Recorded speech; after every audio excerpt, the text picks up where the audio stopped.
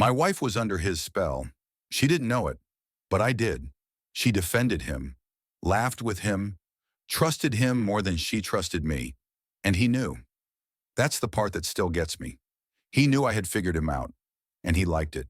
He looked me in the eye, that calm, vacant look, and I swear, he smiled, like this was some kind of game, like he was daring me to try and stop it. And the worst part? I couldn't. Not yet. Not without losing her completely. My name is Michael Shaw. I'm 42. I spent 12 years building bridges and clearing explosives for the U.S. Army. Now I work for a civilian contractor, infrastructure and threat assessment. I deal in failure points, weight loads, stress, the kind of math that tells you when something's about to collapse. But I didn't see this one coming. Not in my own house, not with my own wife. Emily and I had been together 15 years.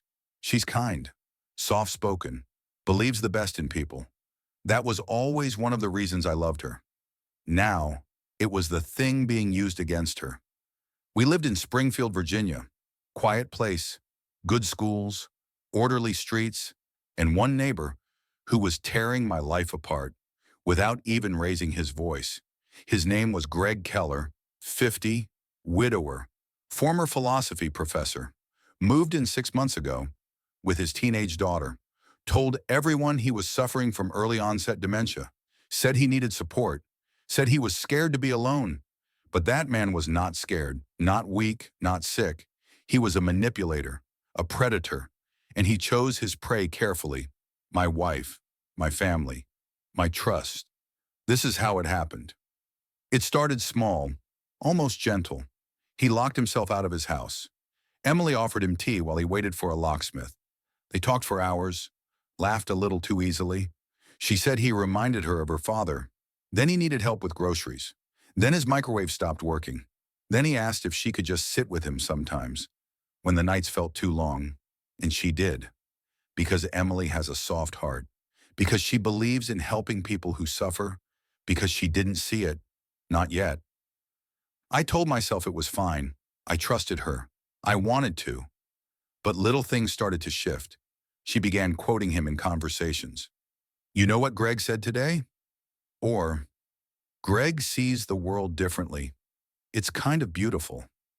The tone in her voice when she said his name, it wasn't romantic, not yet, but it wasn't neutral either. He gave her books, old worn copies of Camus, Rilke, Kierkegaard, left sticky notes in the margins, questions, compliments, inside jokes. She showed them to me laughing, but I didn't laugh. Not because I was jealous, because I could read the handwriting. It wasn't casual. It was precise, deliberate. He was building something, brick by brick, and she didn't see it. Then came the jokes. Innocent at first, she'd say, you should be more like Greg. He listens. I smiled. But inside, I felt the floor start to tilt. Emily started spending more time next door. She said Greg needed company, someone to talk to. At first it was once or twice a week. Then it was every other day. Then, daily. Just an hour, she'd say. He gets lonely.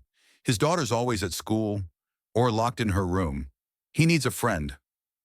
I wanted to believe her, but that hour always turned into 2, 3, sometimes more. She came back smiling, relaxed, lighter than I'd seen her in months. I should have been happy, but I wasn't, because those smiles stopped being for me. At dinner, she'd bring up things Greg said, like they were important, sacred almost. Greg thinks the world is too obsessed with control. That's why people are miserable. Greg says grief never ends. It just changes color. Greg told me something about you today, actually. It made me think, maybe he's right. That one made me look up. What do you mean? She smiled. Not cruelly, not even knowingly. Just tired. He said maybe you carry too much alone, that you bottle things up. That's why you seem distant. Greg was diagnosing me through my wife, and she was listening. I started to notice the physical things too. She wore perfume again, only when going next door. changed her earrings, bought a new blouse and said it was just for herself. She laughed more around him and less around me. When I'd walk into the room, she'd sometimes go quiet or look away from her phone a beat too late. He gave her a playlist, instrumental jazz, old French stuff with no words. She played it in the kitchen, said it helped her think. I heard it one night and almost lost it, because I'd walked past Greg's window the week before and heard that same track playing in his living room. He was seeding her world with pieces of his. So when she missed something, she'd miss him. One evening I said, "You spend a lot of time with him." She looked up from her tea, so calm. "So what?" "He's sick, Michael. He's scared. You act like he's doing something wrong." I didn't answer. I just stared at her, because in that moment I realized she was no longer asking me how to feel. She was checking with him. Emily began pulling away in other ways, subtle but clear. She stopped asking me about my day, stopped waiting up when I worked late, stopped laughing at the dumb jokes I always made when we brushed our teeth. She didn't stop loving me, not exactly, but she started loving something else more, and that something had Greg's voice. I tried to talk to her, really talk. One night I said, "I miss us, the way we used to be." She smiled as gently and said, "I miss a lot of things too, Michael, but maybe people change." Then she got up, went next door, said Greg was having a rough night, and I sat alone in a quiet house that no longer felt like mine. The first real crack came during a Sunday lunch. Greg was over, sitting at our table like he belonged there. Emily had cooked his favorite soup. She'd asked him earlier in the week. I hadn't even known she was planning a lunch.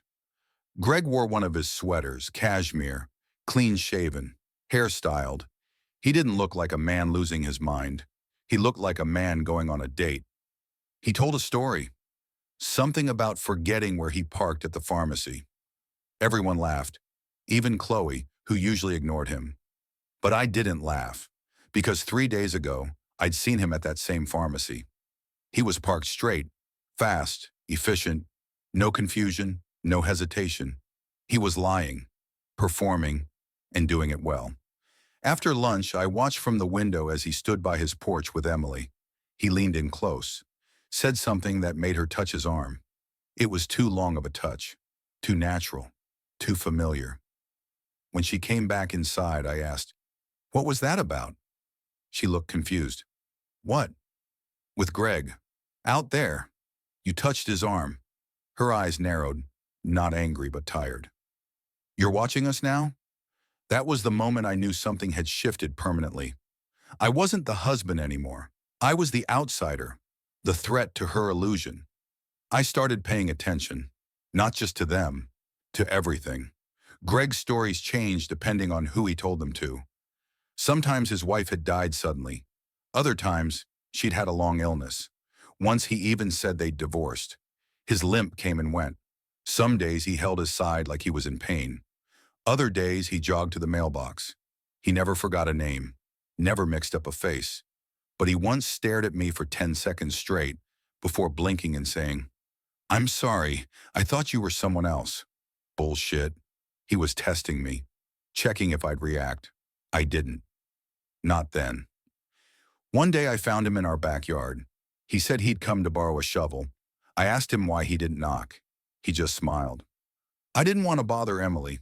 She said I could come by anytime. That word, anytime, hit me harder than I expected. It wasn't about the shovel. It was about territory. He was pissing on my lawn and smiling while he did it. I watched him walk away. Straight posture, no confusion, not a single sign of dementia. And I felt it then, deep in my gut. He wasn't sick. He was pretending. But how do you tell your wife that the man she sees as wounded and wise is really a parasite? I tried talking to Emily again, tried telling her that something was off, that maybe Greg wasn't who he claimed to be. She didn't scream. She didn't cry. She just stared at me like I'd said something disgusting.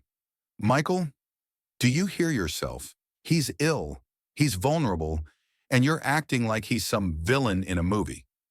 "No," I said. "I'm acting like a man who's losing his wife to a man who's playing sick." Her lips parted like she might respond. But she didn't. She just walked away. And that silence, it was worse than any fight. After that, she stopped telling me when she was going next door. I'd come home from work and find her gone. Lights off, dinner cold. Sometimes she wouldn't come back for hours. She always had excuses. His daughter needed help with homework. He had a bad panic attack. He couldn't remember how to use the oven. But the panic attacks never left a mess. The oven always worked fine. And his daughter, Lily, was smarter than both of us combined. I spoke to Lily once casually, asked how her dad was doing. She looked at me carefully, then said, "He's better when people are watching." Just that, no more. But it was enough. One night I heard them laughing from his porch. A low, warm sound. Emily's laugh. The one she used to make with me. I stood in the dark by our window, listened, hands clenched. Not from rage, from helplessness, because I realized something terrifying. Greg didn't want my wife's body. He wanted her trust, her sympathy, her loyalty, and he was winning. He made me the villain in my own house. Emily started saying things like, "You've changed, Michael," or "You don't listen anymore." When I tried to touch her, she flinched, not from fear, but distance, like my hands were no longer familiar. She was slipping, not out of love, but into something else, something soft, something dangerous, something with Greg's fingerprints all over it. I stopped sleeping, stopped eating right, started checking my phone obsessively, not for messages from her, but from him, because I knew he would slip eventually. They always do. But I had to be ready when it happened, had to catch it, frame it, expose it, not just for me, but for her, because the man next door wasn't broken. He was just pretending, and he was really, really good at it. At work, I couldn't concentrate. I'd stare at load charts and risk matrices and see his face in the numbers, hear his voice in the quiet. Michael's so calculated. Michael never shares. Michael's always somewhere else. I imagined him saying those things. I had no proof he had, but I felt the echo of them in Emily's eyes. She looked at me like I was a test she didn't know how to solve anymore, like the answer had changed and no one told her. One night she said something that stayed with me. I had just made dinner. She barely touched her plate. "You know," she said gently, "Greg told me that grief can turn some men into shadows, that they forget how to be soft." I stared at her. "My parents are alive," I said. "I haven't lost anyone." She blinked exactly once and whispered, "Maybe you have." Greg was rewriting my character, slowly, carefully, and he was doing it inside my wife's head. And the worst part? He was doing it well, because Emily had started saying things with his voice, not the tone, the cadence, the rhythm. She used to finish my sentences. Now she finished his thoughts. Greg thinks it's healthy to question everything. Greg says silence is just another form of control. She started journaling again, something she hadn't done in years. I peeked once, not proud of it, but I did. One page. All it said was, "Why doesn't Michael look at me like Greg does?" Or maybe he does, and I forgot how to see it. Even Chloe felt it. One evening she asked, "Is Mom mad at you?" "No," I said, forcing a smile. "Why?" "She just seems different, and that guy next door is always around."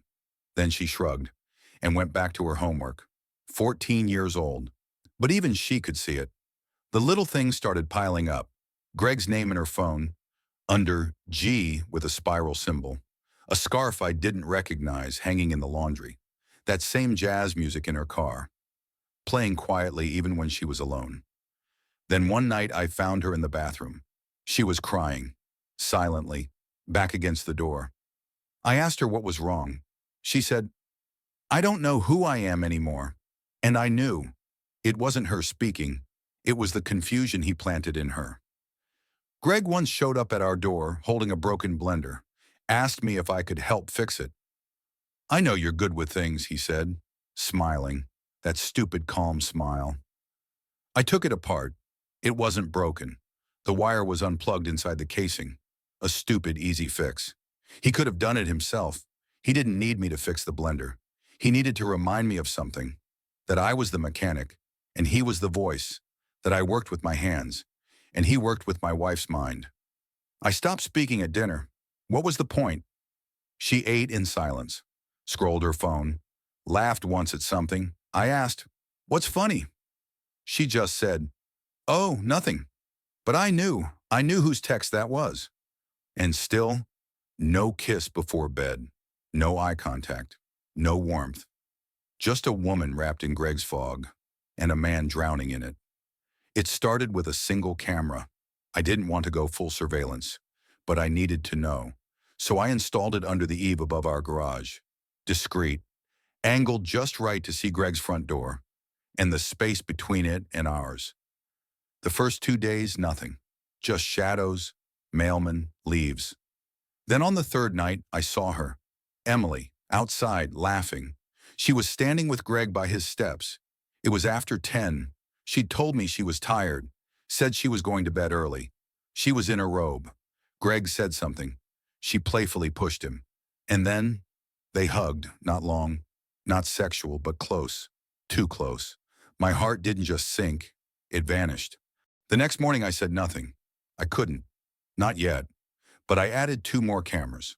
One in the backyard, one hidden, inside the shed window, angled toward his kitchen. I wasn't just watching anymore. I was building a timeline.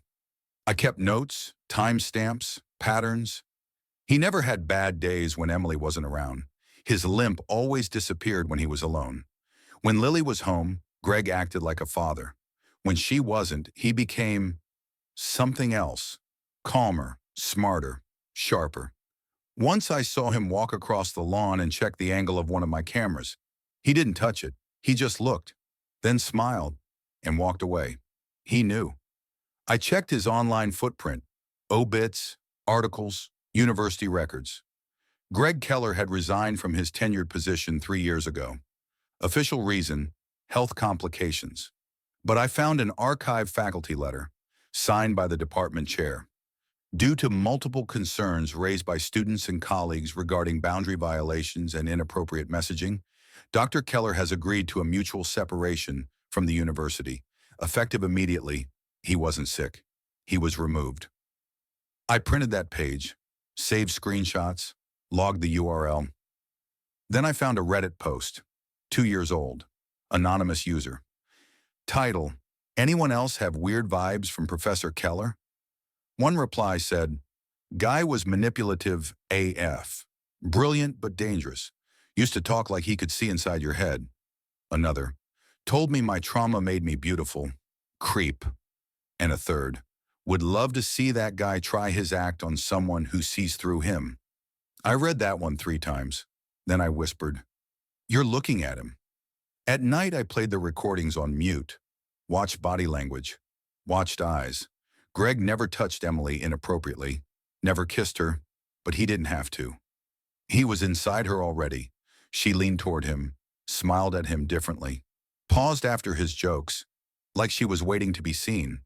And he watched her with surgical precision, responded not with desire, but with calibration, as if every breath he took was tuned to what she needed to hear next.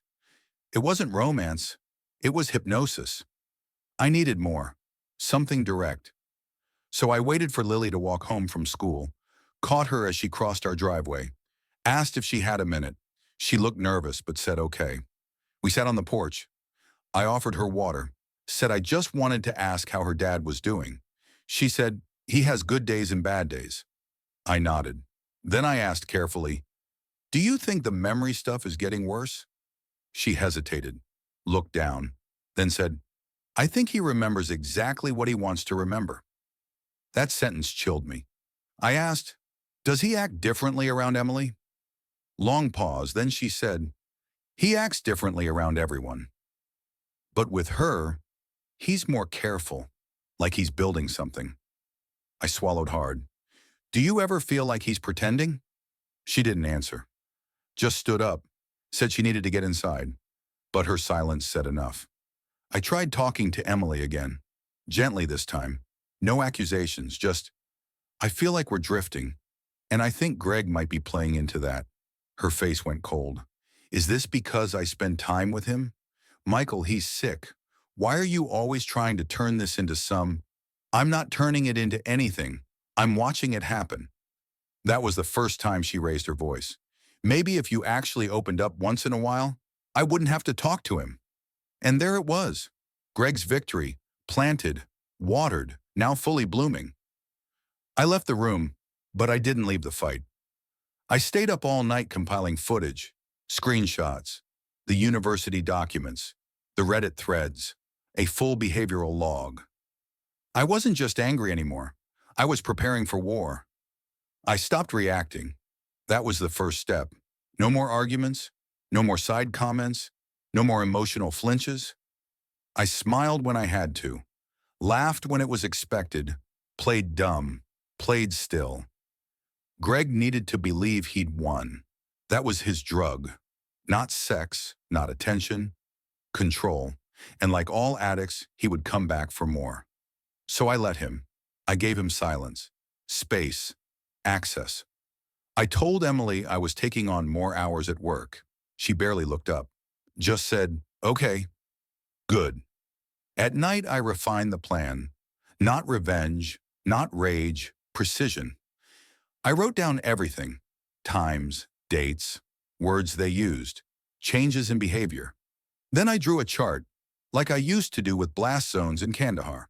Only now, the epicenter was Greg, and the debris was my wife. Step 1. Isolate variables. I needed to separate Greg's lies from Emily's perception. She didn't cheat, not physically, but emotionally. She was nearly gone, and I knew why. She wasn't in love with him. She was in love with the version of herself she could be around him, and he knew it. So I had to destroy not just him, I had to destroy the illusion. Step 2. Psychological insertion. I started visiting Greg once a week, knocked on his door, brought over beer, asked how he was feeling, played the caring neighbor. He was cautious at first, then curious. I pretended to open up, told him Emily and I were drifting, told him I felt like I was failing her. His eyes lit up. He masked it well, but I saw it. That flicker, that rush of knowing he'd gotten deeper than I ever could. He said, you know, sometimes it's not failure. Sometimes people just evolve. I nodded. Let him think he was the wise man again. Let him think he had me too. Step 3. Build counter-narrative. I printed the university report, folded it neatly, left it in a drawer Emily used for our insurance files. Didn't say a word. I knew she'd find it eventually, knew she'd read it in silence when no one was home. And when she did, she wouldn't ask me about it. Not yet. She'd sit with it, let it ferment, let the first seeds of doubt bloom. Step 4. Expose the cracks. I left one of my camera feeds open on the living room computer, paused on a moment from 3 weeks back. Nothing too obvious. Just Greg, standing alone in his yard, holding a heavy planter with perfect form, no limp, no confusion. Emily saw it one morning. She stared for longer than I expected, then said, when was this? Few weeks ago, I said. Tuesday, I think. She didn't respond, just walked away, but slower this time. The fog was thinning. Step 5, strike from an angle he wouldn't see. I sent an anonymous email to the PTA board, to the Homeowners Association. Subject line, concerns about a neighbor's behavior and history. Attached were excerpts from the university letter, screenshots from Reddit, a video still of him in a supposed confused episode walking perfectly to his car. No threats, no drama, just facts. Data. Let the whispers begin. He started to look nervous. He still smiled, still walked with that careful dignity. But now, his eyes darted quicker. He checked windows more often. He texted Emily more instead of inviting her. She told me, I think Greg's been feeling stressed lately. He's been quiet. I said, he'll be fine. Some people only talk when they feel powerful.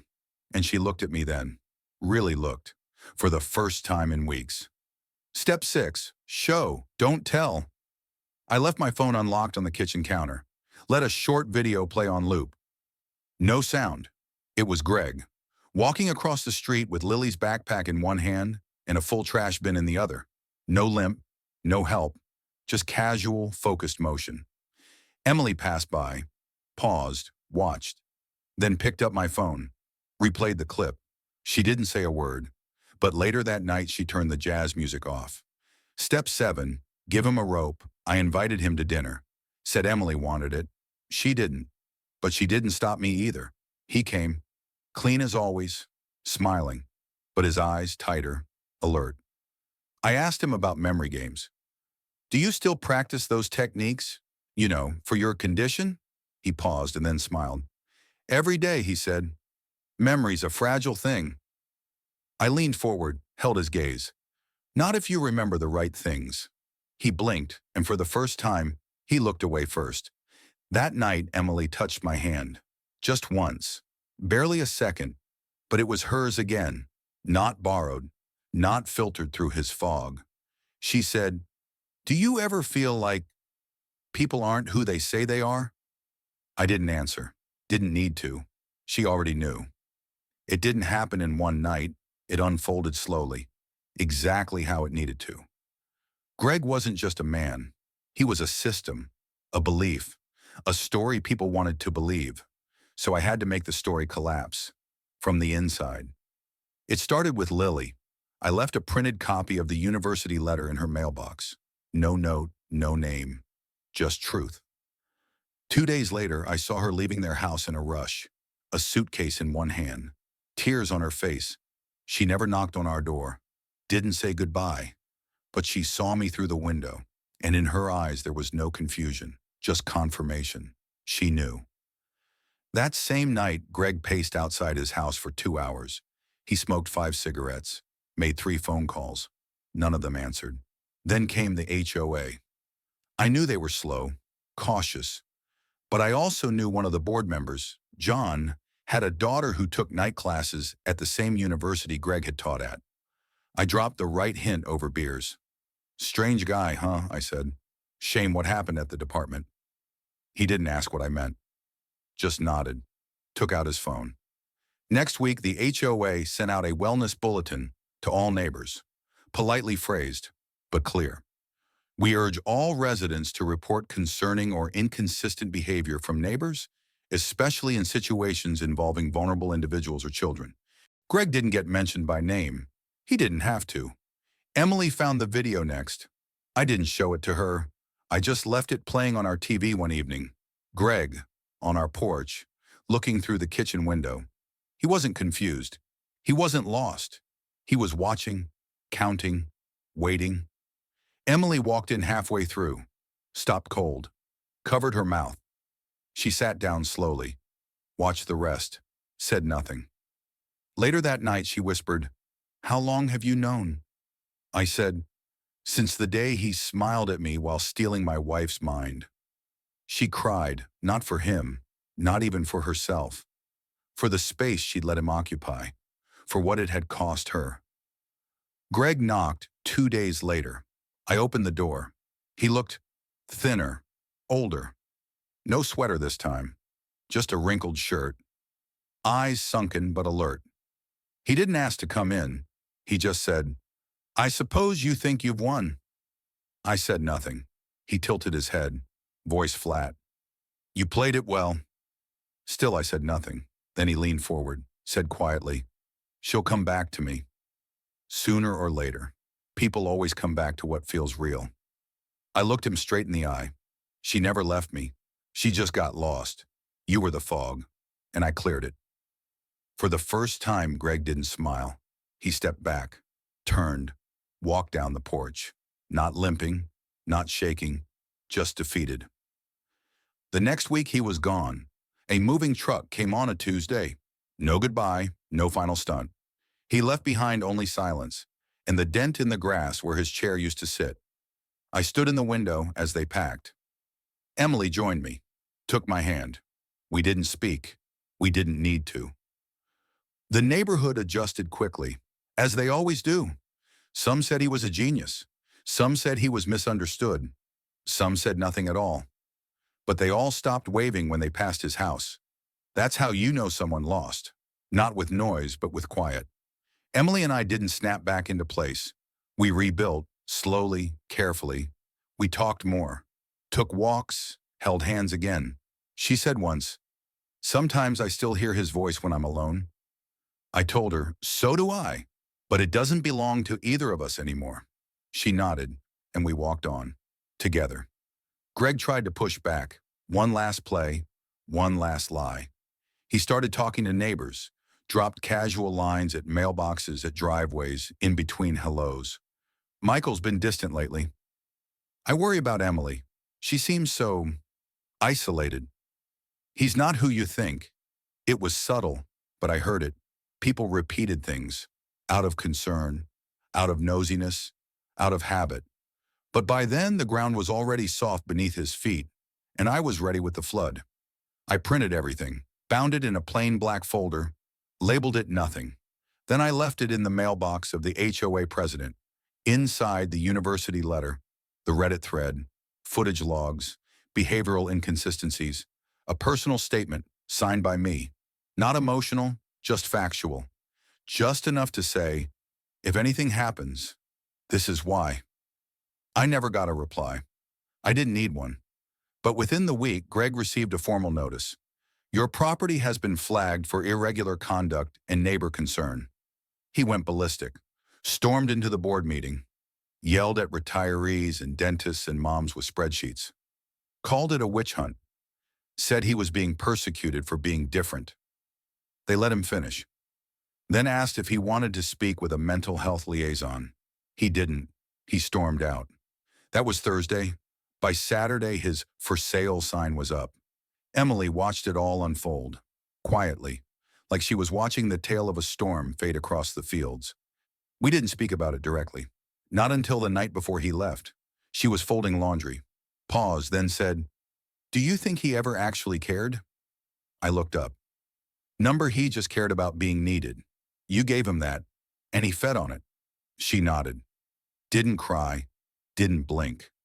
Just said, "I hate that I didn't see it, but I hate more that I didn't believe you." I walked over, put my hand on hers, said the truest thing I knew. "He didn't take you from me. He just found the part of you that felt invisible and told it mattered." Greg left at dawn, didn't knock, didn't say goodbye, but he left something behind on our porch. A book. Rilke. Same one he gave Emily months ago. This time, no note, just one underlined line on page 47. "The only journey is the one within." I laughed when I saw it, that last, desperate flourish. Even in leaving, he wanted to be the philosopher. I burned the book in our fire pit that night. Emily watched me do it. Didn't stop me. Didn't say a word. We just stood there in the dark, letting the pages turn to ash. Neighbors stopped asking questions, stopped mentioning his name. One woman joked at the next HOA cookout, "So, that guy was a little intense, huh?" I smiled, said nothing. Let silence be the gravestone. Life went on. Emily deleted his number, blocked him, erased the playlist, donated the books, but sometimes I'd catch her pausing in doorways, looking out the window, not with sadness, with awareness, like someone who'd survived a cult, not grief, clarity, and that was enough. We didn't go back to how things were, because that place was gone, burned up with the pages of Rilke in the fire pit. Instead, we started over, not from scratch, from truth. No illusions, no polite silences, no pretending we were okay just to avoid hard things. We had long nights, not fights, just conversations, some uncomfortable, some brutal, but all of them real. Emily asked questions, a lot of them. "When did you first know? What did I say that hurt you most? Did you ever think about walking away?" I answered everything, even the things I didn't want to say out loud. "I didn't recognize you for a while. I hated that you trusted him more than me. And yes, I did think about leaving, but only once, and only when I thought I'd already lost you." She cried when I said that, not because I hurt her, but because she'd finally heard me. Not Greg's version, mine. We made rules, simple ones. No more secrets. even small ones. If either of us feels something, we say it, even if it's messy, especially if it's messy. We agreed to limit how much we let other people into our private space, not out of fear, out of respect. We opened up to Chloe more, told her, gently, that sometimes adults get lost too. She nodded, didn't ask much, but hugged both of us longer that night. The house feels different now, quieter, but solid. We repainted the guest room, bought new curtains, nothing dramatic, just enough to reclaim the corners Greg once touched. We planted mint outside the kitchen window. Emily says it smells like fresh starts. I think she's right. We laugh again. Not like we used to, not constantly, but when we do, it's real. It belongs to us. Sometimes on calm nights, we sit on the porch together. Same spot Greg used to watch us from. Now it's ours again. We don't talk about him anymore. Not out of denial, but because there's nothing left to say. He took enough. He doesn't get more.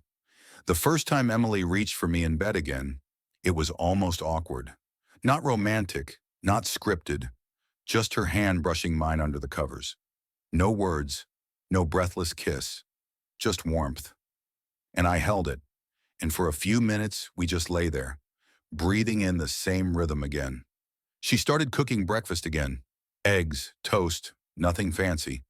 But she'd place the plate down in front of me and sit, and wait.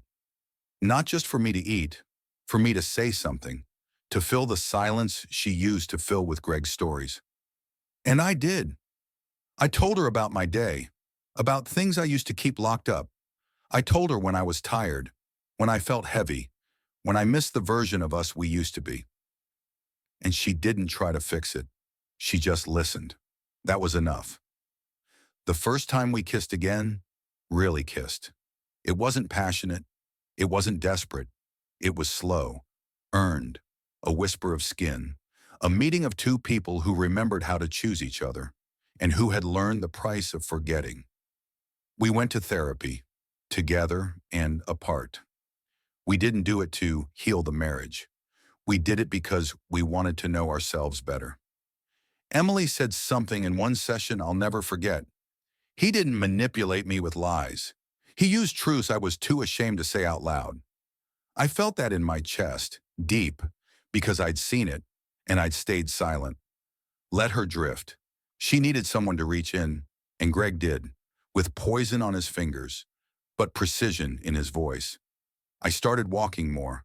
Long walks, no headphones, no phone, just me, my breath, my steps. Sometimes Emily came with me, sometimes Chloe, sometimes no one. And that was okay, because for the first time in years, I wasn't walking away from something. I was walking toward something. My house, my family, myself. We replaced the porch light Greg once stood under, not because it was broken, but because we didn't want to see him in that glow anymore. Emily bought a new doormat, one with a stupid quote on it, "Only good things cross this line." I laughed when I saw it, but left it there, because it was her line and we both needed it. There were still echoes. Emily would flinch at certain songs, at slow jazz, at sentences that began with, "You know what I think." I'd catch myself scanning crowds for Greg's face, even though I knew he was gone. Trauma doesn't ask permission before it whispers, but it whispers less now. And when it does, we don't listen like we used to. We host dinners again, friends, neighbors. Emily pours wine. I grill steaks. Chloe rolls her eyes at our inside jokes. Sometimes people ask, "So, whatever happened to the guy who lived across from you?" We smile, say he moved. They nod. No more questions? Because there's nothing more to say? Nothing left to dig up. The ground is ours now, and it's solid again. I used to think monsters made noise, growled, shouted, broke things. But Greg? Greg came with soft eyes and slower words, with tea and books and questions that sounded like compliments. He didn't break in. He was invited. And that's the part I'll never forget. He didn't force his way into my house. He walked in through a door we forgot to lock, a crack between routine and disconnection. And for a while, we called it kindness. I don't hate him. I don't even think about him most days. But when I do, I don't feel rage. I feel clarity. He played a game, and for a while he played it well. But he forgot something. I've spent most of my life around explosions, around structural failure. I know what weakness looks like. And his biggest mistake was thinking I wouldn't see it in him. Emily and I don't speak his name, not because we're afraid, but because he doesn't deserve the space. We lived, we stayed, we chose each other again. That's the part he didn't expect, because parasites only win when the host stops fighting, and I never stopped. Sometimes I sit on our porch at night, same chair, same view, and I think about what it means to protect something, not with guns, not with gates, but with presence, with truth, with paying attention when it's inconvenient. Now I pay attention to Emily, to Chloe, to the quiet between us. And when it gets too quiet, I speak first, because I never want silence to become the sound of someone else slipping in again.